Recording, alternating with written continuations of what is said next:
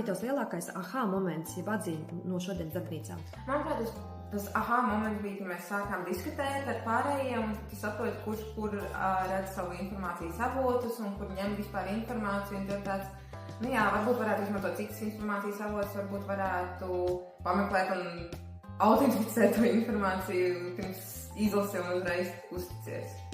Jā, labi. Otrs jautājums man ir, kā tu plāno mainīt savus ikdienas sociālo mediju lietošanas paradumus pēc šīm darbnīcām?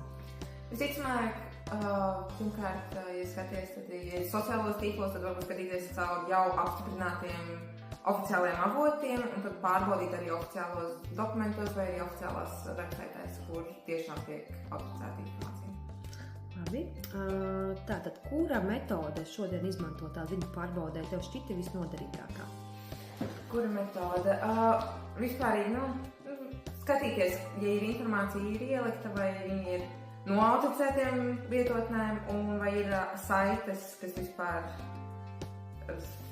verificē, ka tas ir uzticama informācija. Labi. Un kā tev šodiena vispār šī garā diena patika? Man ļoti patika, bija forši parunāt ar citiem cilvēkiem, uzzināt viņu viedokli un vispār diskutēt un saprast, kā citi redz vispār pasauli un iziet no sava burbuļa un arī dalīties ar savu zināšanām. Labi, paldies!